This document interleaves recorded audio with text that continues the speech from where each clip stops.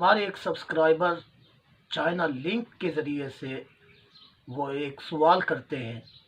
وہ سوال یہ ہے کہ اگر زمین و آسمان میں دو خدا ہوں تو اس کا سارا نظام جو ہے وہ بگڑ جائے گا۔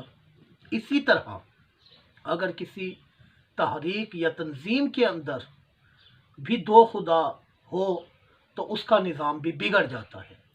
پوچھنا یہ چاہتے ہیں کہ یہ کیا حکم ہے، یہ جملے کیسے ہیں؟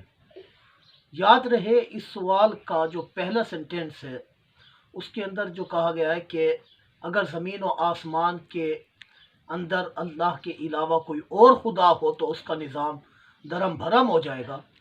یہ تو قرآن پاک کی آیت ہے۔ جی ہاں، قرآن میں رب کائنات فرماتا ہے لو کان فیہما آلہۃ الا اللہ، اگر زمین و آسمان کے اندر اللہ کے علاوہ کوئی اور معبود ہو لفسدتا، تو زمین و آسمان وہ ضرور اس کے اندر بگاڑ اور فساد پیدا ہو جائے گا۔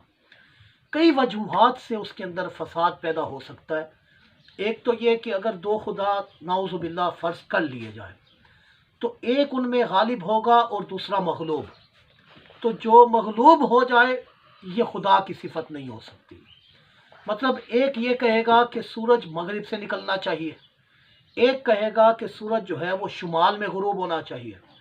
اب ان میں جو غالب آئے گا وہ تو خدا کی صفت اس کے اندر برقرار ہے کیونکہ وہ حاکم ہے، لیکن دوسرا مغلوب ہو جائے گا، لہذا دوسرا کوئی خدا ہو نہیں سکتا۔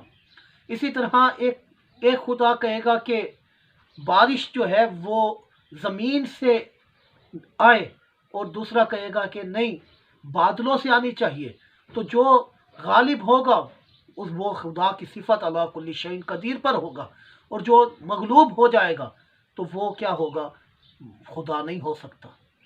تو اس کائنات کے اندر یہ جو نظام ہستی چل رہی ہے اس کے اندر ایک سیکوینس ہے، ایک ترتیب ہے، ایک پورے نظام کے تحت یہ اس بات پر دلیل بنتی ہے کہ رب کائنات ان کا چلانے والا اور ان پر حاکم مطلق جو ہے وہ ایک ذات ہے کہ پورے ڈسپلن کے ساتھ سورج نکلتا اور جہاں اس نے غروب ہونا ہوتا ہے غروب ہوتا ہے۔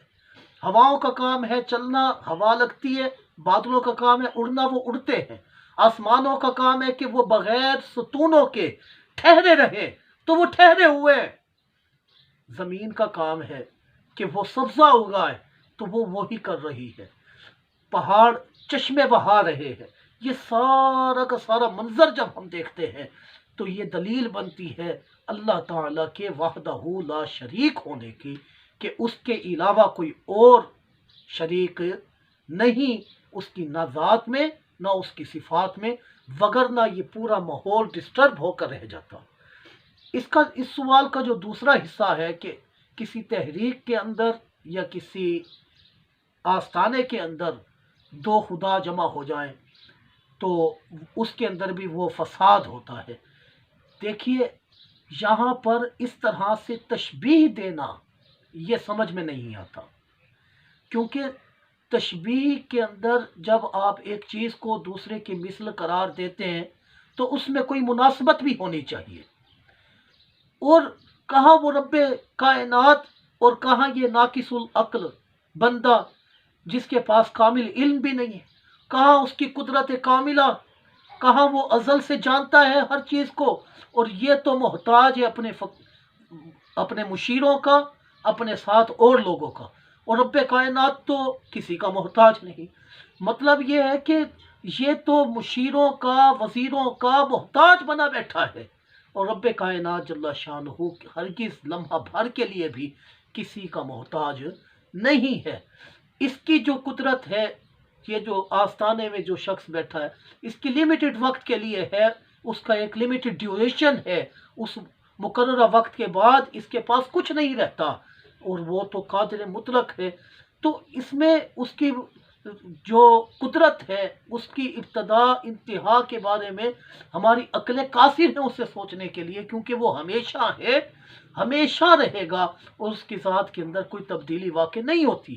اور یہاں جو حاکم بنا بیٹھا ہے جو یہ کہہ رہے ہیں کہ ہاں جی کسی تحریک کے اندر دو قائد اکٹھے ہو جائیں تو وہ بھی دھرم بھرم ہو جاتا ہے، بالکل میرے بھائیوں اس طرح کی گفتگو نہیں کرنی چاہیے، اور یہ ضرور جو ہے وہ ہمیں کفر کی طرف لے جانے والی ہے کہ رب کائنات جل شانہ کی ذات سے آپ ایک عاجز اور ایک ایسے شخص کو ملا رہے ہیں کہ جو اپنے اعضاء پر بھی قدرت نہیں رکھتا، کیونکہ اس کے اعضاء جو حرکت کرتے ہیں، اس کی زبان جو بولتی ہے، اس کی آنکھیں جو دیکھتی ہیں، اس کے کان جو سنتے ہیں، یہ اللہ کے حکم سے ہوتا ہے۔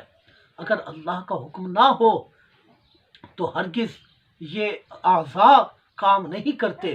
آپ نے نہیں دیکھا کہ کتنے ہی اندھے ہوتے ہیں، آنکھیں ہونے کے باوجود وہ دیکھ نہیں سکتے، کتنے ہی ایسے لوگ ہیں کہ جن کی زبان ہوتی ہے لیکن وہ بول نہیں سکتے، سن نہیں سکتے۔